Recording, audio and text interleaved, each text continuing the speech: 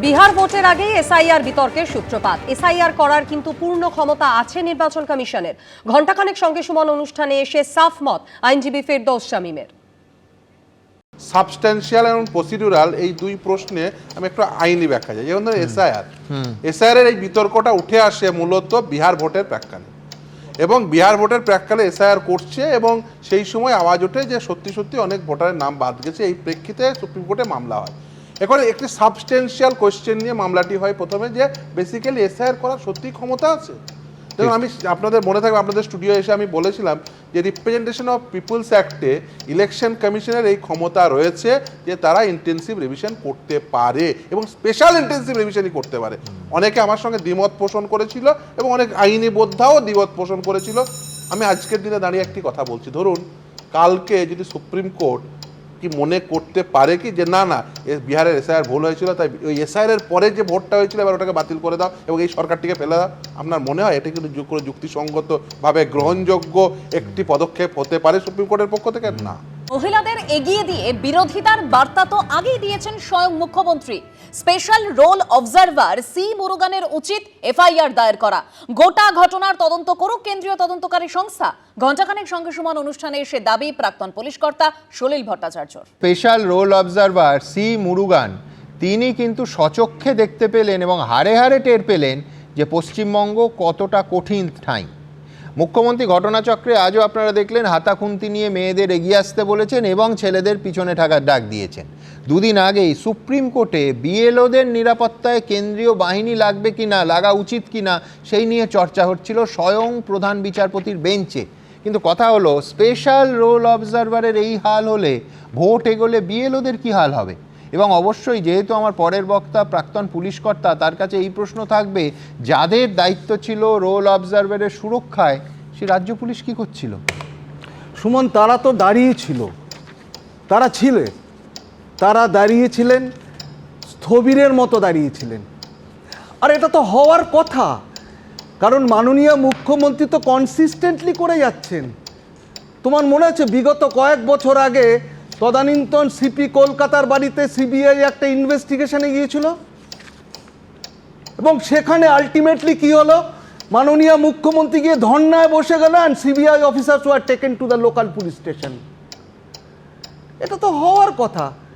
পরশুদিন কুচবিহার রাসমেলার ময়দানে শাসক দলের রাজনৈতিক সভাতে পরিষ্কার বলে দিয়েছে, এটা তো এন্ডোর্স করা হয়েছে যে আপনারা কেউ আগে যাবেন না, মহিলাদের আগে যেতে হবে, হাতে যা কিছু পাবেন দাঁড়িয়ে থাকবেন, সামনে মহিলারা।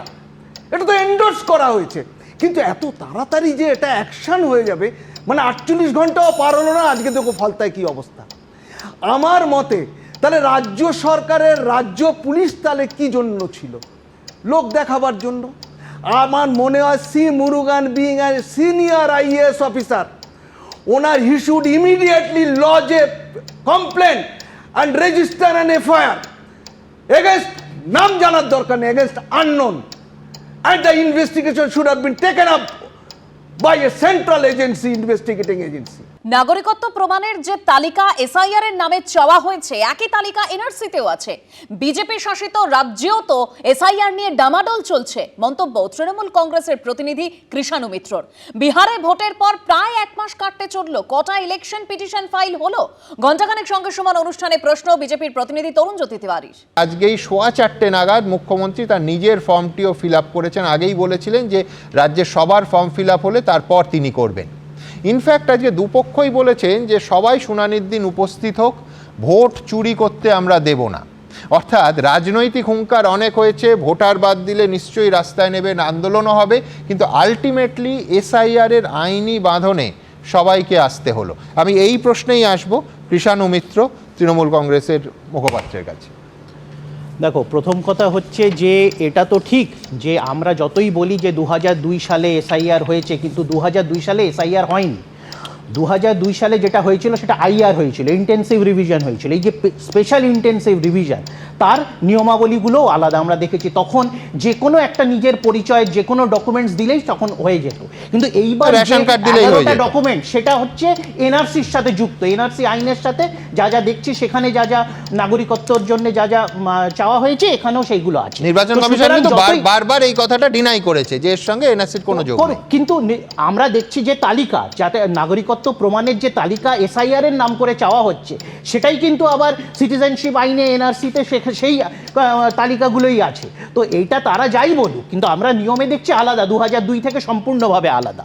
আর দ্বিতীয় হচ্ছে যে সব থেকে বড় কথা হচ্ছে এসআইআর নিয়ে যে নৈরাজ্য কি শুধুমাত্র বাংলাতে হচ্ছে? প্রথমে বিজেপির নেতাদের মুখেই শুনছিলাম শুধু বাংলাতে হয়, বিএলওরা শুধু বাংলাতেই বিপদে পড়ছেন, তৃণমূল নাকি বিএলও নিয়োগ করেছে। আমরা দেখলাম বাংলা থেকে বেশি অন্যান্য রাজ্যতে, এমনকি বিজেপি শাসিত গুজরাটে কতজন বিএলও মারা গেছে। টাইম ছিল, এক সময় ছিল আডবাণীজি ভালো, আটলজি ভালো, আডবাণীজি খারাপ, তারপর চেঞ্জ হয়ে গেল আটলজি ভালো, মোদি খারাপ, কোমরে দড়ি বেঁধে ঘোরাও, তারপর আরো চেঞ্জ হলো যে মোদিজি ভালো, অমিত শাহজি খারাপ। অপেক্ষা করো, আর কদিন অপেক্ষা করো, সবাইকে উনি দেব শিশু বলবেন। দেখো বাংলার মানুষ বলছে, উনি কেন আপত্তি আছে ওনার জানেন? বাংলার মানুষ কতগুলো কথা বলছে সুমনদা। বাংলার মানুষ ডিসাইড করে নিয়েছে যে এই গভর্নমেন্ট তাড়িয়ে পশ্চিমবঙ্গে গভর্নমেন্ট প্রতিষ্ঠা হবে, তাহলে গুড গভর্নেন্স আসবে। একটা পপুলার সিনেমার ডায়লগ প্রায় শোনা যাচ্ছে ওরকমভাবে, যে বেশি ফালতু বকিস না, গদি উল্টে দেবো, কেন্দ্রে মরে যাবি। এই হচ্ছে এদের অবস্থা।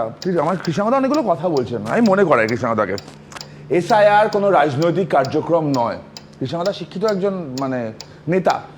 Representation of the people's act এবং কনস্টিটিউশন অনুযায়ী এটা ইলেকশন কমিশনের দায়িত্ব স্বচ্ছভাবে ভোট করানো, তারা সেটা করছে। রাহুল গান্ধী এত বড় বড় ডায়লগ মারলো, কিছু করতে পারেনি। বিহার ইলেকশন তো হলো, বিহার নিয়ে তো এত আপত্তি ছিল। বিহার ইলেকশন সুমনদা 1 মাস প্রায় হতে গেল রেজাল্টের, কটা ইলেকশন পিটিশন ফাইল হলো। এবিপি আনন্দ, এগিয়ে থাকে, এগিয়ে রাখে।